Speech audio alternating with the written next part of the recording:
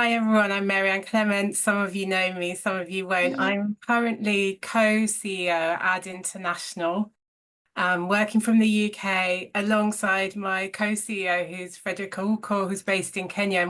Very briefly, a visual description. I'm a white woman in a blue dress with shoulder-length brown hair and glasses. And that's important for me to say because Ad International is an international NGO that's transforming into becoming a participatory grant maker in the disability justice space.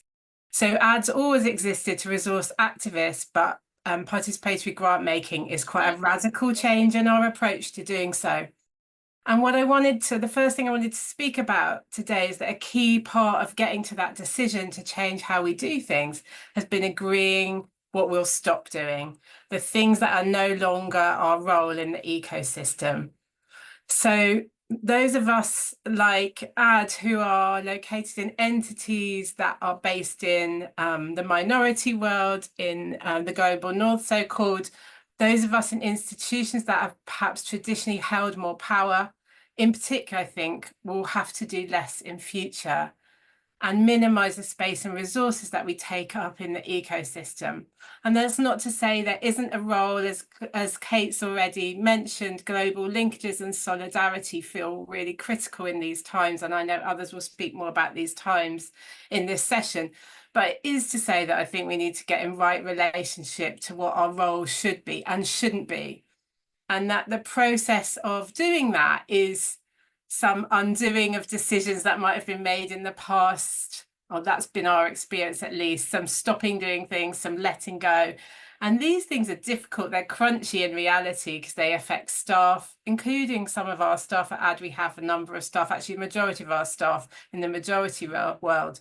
But they're critical if we're going to take a right-sized role in the civil society ecosystem in future, because INGOs, and I'm speaking from that perspective today, doing it all and trying to cover all the bases is one way that we've, I think, consolidated power in a number of different ways. And so whilst we all have different models, it's often the case, I think, that international NGOs have taken up too many resources and too much space doing work themselves. And we know, and I think most people on this call would agree, that harms civil society in multiple different ways.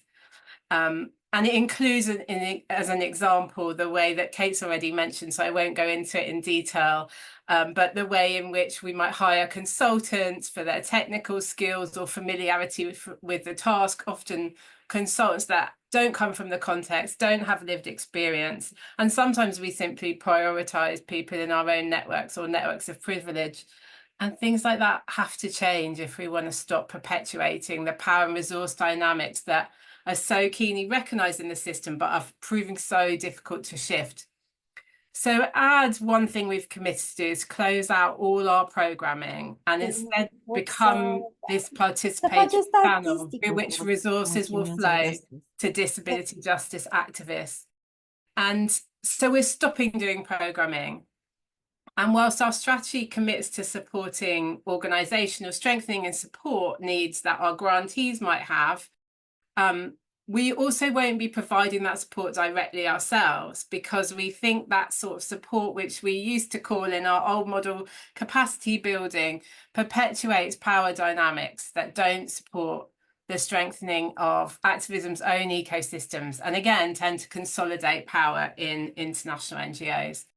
And I will say these are tough decisions for some of our staff, including those, as I've said, in countries where ads traditionally work. They affect people's jobs and livelihoods, and we can't do them overnight. But our commitment to care for our staff also means that as we make these difficult decisions, we're investing in their well-being and retraining, and we need the sort of organisational strengthening that INTRAC's networks will continue to exist to support.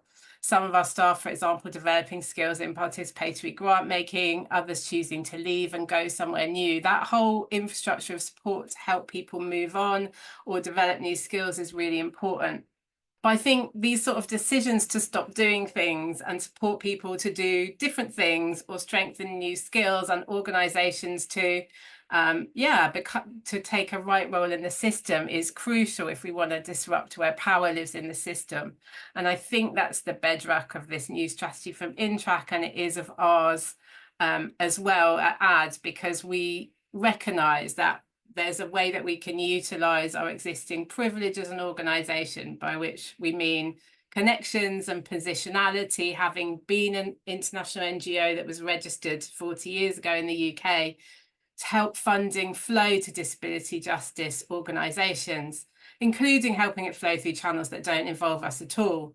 But we also recognise in our strategy that if that works, we might not need to exist in future. We're not here for the sake of being AD or being an international NGO, but we are here to play a part in rebalancing a flow of resources.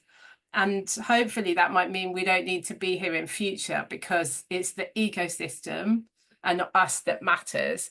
If we're here to make things truly different in that system, we have to be willing to not just change our role now in the present moment, but also perhaps erase it in future. So I feel like, I wanted to speak from that INGO place and that place of stopping doing things and having a right role in the system, because it feels like, in relation to what INTRAC is launching in this strategy, that the stepping back of international NGOs is critical, but the resourcing of organisational strengthening and services like consultancy that INTRAC proposes in this strategy will be really critical support to that change.